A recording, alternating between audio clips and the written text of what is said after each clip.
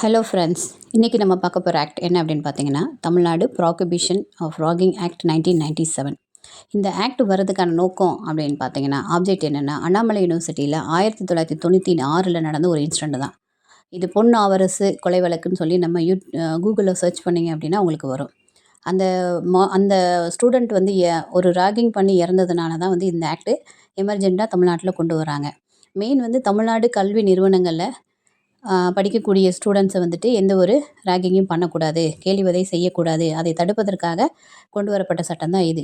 இந்த செக்ஷனோட மொத்த செக்ஷன் என்ன அப்படின்னு பார்த்தீங்க அப்படின்னா 9 செக்ஷன்ஸ் தான் இருக்குது. இது கமென்ஸ்மெண்ட் ஆன தேதி அப்படின்னு பார்த்தோம்னா 19/12/1996. ஆனால் ஆக்ட் வந்தது என்னமோ 1997 தான். 14/2 தான் வந்துட்டு நமக்கு சைன் ஆகி வருது அப்படின்னாலுமே, இது வந்து அவசர சட்டமாக வந்ததுனால 19/12/1996 நடைமுறைக்கு வந்துடுது. இது தமிழ்நாடு முழுவதுக்குமான ஒரு சட்டமாக இருக்குது. சரிங்களா? 1997 இருந்தாலும் 1996 டிசம்பர் 19 இது நடைமுறைக்கு வந்ததாக எடுத்துக்கணும் அப்படின்றாங்க. ஏன்னா அந்த இன்ஸ்டன்ட் வந்துட்டு 16ஆம் தேதி நடந்திருக்கும். 16/11/1996 தான் வந்துட்டு அந்த பொன் ஆவரசுன்ற பையன் வந்துட்டு கொலை செய்யப்பட்டிருப்பான். ஸோ அதை பேஸ் பண்ணி இந்த மாதிரி இன்ஸ்டன்ட் வந்து வேறு எந்த இதுலேயும் நடக்கக்கூடாது, ராகிங் நடக்கக்கூடாது அப்படின்றதுக்காக தான் இதை கொண்டு வந்திருக்காங்க. இப்போது செக்ஷன் 2ல் வந்துட்டு டெஃபினேஷன் சொல்லியிருக்காங்க. என்ன டெஃபினேஷன் சொல்கிறாங்க அப்படின்னு பார்த்தீங்க அப்படின்னா, கேலி வதைனா என்ன அப்படின்றது தான் வந்து சொல்கிறாங்க. கேலி வதை அப்படின்றது என்ன அப்படின்னு பார்த்தோம் அப்படின்னா, ஒரு ஸ்டூடெண்ட் இது வந்துட்டு இன்னொரு விஷயம் இதில் நம்ம தெரிஞ்சுக்கணும். இது வந்துட்டு இங்கே வந்து பாதிக்கப்படுறது யார் அப்படின்னு பார்த்தா ஸ்டூடெண்ட் மட்டும்தான். கல்வி நிறுவனங்களில் படிக்கக்கூடிய இடங்களில் இருக்கக்கூடிய ஸ்டூடெண்ட். அக்யூஸ்ட் வந்து ஸ்டூடெண்ட்டாக இருக்கணுமானா அது வந்துட்டு நாட் நெசசரி. நம்ம அந்த சரிகா கேசஸ் எல்லாம் பார்த்துருப்போம். அவங்க வந்து ஒரு ஆட்டோவில் போகும்போது இது பண்ணி இழுத்துருப்பாங்க, ஷால் இழுத்துருப்பாங்க, செஞ்சுருப்பாங்கலாம் பார்த்துருப்போம் இல்லையா? ஸோ வந்து ஸ்டூடெண்ட்ஸ் வந்துட்டு அக்யூஸ்டாக இருக்கணுமான்றதை விட ஒரு ஸ்டூடெண்ட்டாக இருக்கக்கூடிய ஒரு பர்சனை வந்துட்டு நீங்கள் வந்து பண்ணணும். எப்போ பண்ணணும்னா, எஜுகேஷனல் இன்ஸ்டியூட்டுக்கு உள்ளேயா இருந்தாலும் சரி, இன்னராக இருந்தாலும் சரி, அவுட் சைட் ஆஃப் எஜுகேஷனல் இன்ஸ்டியூஷனாக இருந்தாலும் இது வந்துட்டு வரும். இந்த ராகிங் வந்து ஆக்ட் வந்து செயல்பாட்டுக்கு வரும் அப்படின்றது தான் சொல்கிறாங்க. டெஃபினிஷனில் பார்த்தலாம். கேலி வதை அப்படின்றது என்ன அப்படின்னு போட்டிருக்காங்க அப்படின்னா, ஒரு கல்வி நிறுவனங்களில் உள்ள மாணவர்கள் இருக்காங்க இல்லையா, அவங்களுக்கு எதிராக ஒரு இரைச்சலை ஏற்படுத்துறது, ஒரு ஒழுங்குமுறையற்ற ஒரு நடத்தையை வந்து வெளிப்படுத்துறது, அவங்களுக்கு உடல் அளவிலேயோ அல்லது மனதளவிலேயோ ஒரு சங்கடத்தை ஏற்படுத்துகிற மாதிரி, ஒரு பயத்தை ஏற்படுத்துகிற மாதிரி, ஒரு அவமானத்தை அவங்களுக்கு ஏற்படுத்துகிற மாதிரி, மனதளவில் ஒரு குழப்பத்தை உண்டாக்குறது. இது அவங்க இந்த செயல்னால அவங்க அந்த காலேஜுக்கு வர்றதுக்கே வந்துட்டு ஒரு பயம் வருது அவங்களுக்கு. இதுதான் என்ன சொல்கிறாங்க, உடல் ரீதியாக வந்து ஒரு காயத்தை ஏற்படுத்துறது, மன ரீதியாக காயத்தை ஏற்படுத்துறது, ஒரு பயத்தை ஏற்படுத்துறது, ஒரு அச்சத்தை ஏற்படுத்துறது, ஒரு அவமானத்தை ஏற்படுத்துறது. இதன் மூலமாக ஒரு தொல்லையை ஏற்படுத்தி அவங்கள அந்த கல்வி நிறுவனங்களில் படிக்கக்கூடிய மாணவனுக்கு எதிராக வந்து அவங்க ஏற்படுத்தியிருக்காங்க அப்படின்னாலே அது கேலி வதை, ராகிங் அப்படின்றது வரும். இது வந்துட்டு ஒரு காயம் ஏற்படணுமா அப்படின்னா அது நாட் நெசசரி தான். கேலி வதை அப்படின்றது திட்டுறதும் கூட வந்து அதில் வரும் அப்படின்னு சொல்கிறாங்க. அந்த ஸ்டூடெண்ட் வந்து செய்ய விரும்பின ஒரு செயலை வந்து செய்ய விடாமல் தடுக்கிறது, செய்ய விரும்பாத ஒரு செயலை வந்து நீங்கள் செய்யுங்கன்னு சொல்லி அவங்கள கட்டாயப்படுத்துறது. இது எல்லாமே நமக்கு என்னென்னா கேலி வதை, ராகிங் அப்படின்ற டெஃபினேஷனில் கொடுத்துருக்காங்க. இது எல்லாமே செக்ஷன் 2ல் வந்து டெஃபினேஷனில் கொடுத்துருக்காங்க. செக்ஷன் 3 கேலி வதை செய்தலை தடை செய்தல், ப்ராகிபிஷன் ஆஃப் ராகிங் அப்படின்னாங்க. கல்வி நிறுவனம் எதற்குள்ளுமோ வெளியோ கேலி வதை செய்தால் தடை செய்யப்படுகிறது. இது ஒரு எனாபிளிங் செக்ஷன் தான். இந்த ஆக்ட் மூலமாக வந்துட்டு within and without any educational institution is prohibited of ragging அப்படின்றத வந்து சொல்லியிருக்காங்க. செக்ஷன் 4ல் தான் இந்த ஆக்டோட பெனால்ட்டியை பற்றி சொல்லியிருக்காங்க. பெனால்ட்டி ஃபார் ராகிங் எவ்வளோ அப்படின்னு பார்த்தீங்க அப்படின்னா, எந்த ஒரு எஜுகேஷன் இன்ஸ்டியூட்டுக்கு உள்ளேயோ வெளியோ நீங்கள் நேரடியாகவோ இல்லை வந்து மறைமுகமாகவோ நீங்கள் வந்து அதில் வந்து பங்கெடுத்துக்கிறீங்க, இல்லை அதுக்கு உடந்தையாக இருக்கீங்க, இல்லை அந்த ராகிங் பண்ணக்கூடிய விஷயங்களை பொறுத்து நீங்கள் வந்து அவங்களுக்கு ஒரு தூண்டி விடுறீங்க செய்கிறீங்க அப்படின்னாலும் அதில் ஈடுபடக்கூடிய ஒவ்வொரு நபருக்குமே 2 ஆண்டுகளுக்கு குறைவில்லாத சிறை தண்டனை கொடுக்கப்படும். அதோடு சேர்த்து 10,000 ரூபாய் வரைக்கும் ஃபைன் அமௌண்ட்டு போடலாம் அப்படின்ற விஷயத்த செக்ஷன் 4ல் சொல்லியிருக்காங்க. 5 வந்து டிஸ்மிஸல் ஆஃப் ஸ்டூடெண்ட்.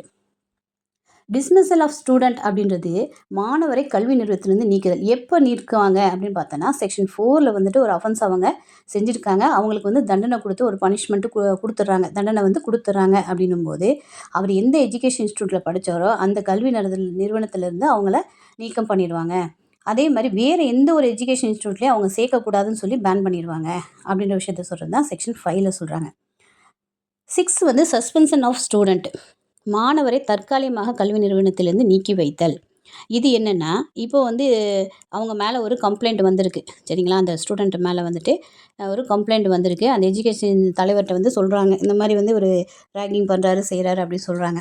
அவங்க அத பொறுத்து வந்து கம்ப்ளைண்ட் வந்த உடனே இமிடியேட்டா வந்து அவங்க விசாரணை பண்ணணும்.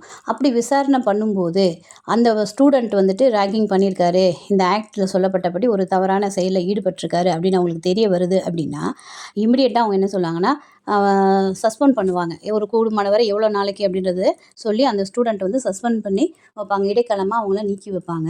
அதோட சேர்த்து அவங்க அந்த கல்வி நிறுவனத்தோட மேலாண்மையில இருக்கக்கூடியவங்க, தலைவரா இருக்கக்கூடியவங்க யார் வந்து ஆத்தரைஸ்டு பெர்சனோ அவங்க எடுக்கக்கூடிய முடிவு தான் ஃபைனலைஸா இருக்கும். அதுக்கு மேல வந்து இங்க வந்து கேட்கலாம் முடியாது அப்படின்ற விஷயத்தையும் சொல்லியிருக்காங்க. இமிடியேட்டா வந்து ஸ்டேஷனுக்கு இன்ஃபார்ம் பண்ணணும் அப்படின்றது வந்து நமக்கு இதுக்கு தனியா வந்து ரூல்ஸ் மேக் பண்ணாங்க. அந்த ரூல்ஸ்ல வந்து சொல்லியிருப்பாங்க. எப்போ கம்ப்ளைண்ட் குடுக்கணும், கம்ப்ளைண்ட்ட யார்ட்ட குடுக்கணும், எத்தனை நாளுக்குள்ள நீங்க விசாரணை பண்ணணும் அப்படின்ற விஷயங்கள்லாம் வந்து நமக்கு ரூல்ஸ்ல சொல்லியிருப்பாங்க. அது தனியா ஒரு வீடியோ மூலமா அத நம்ம பார்க்கலாம்.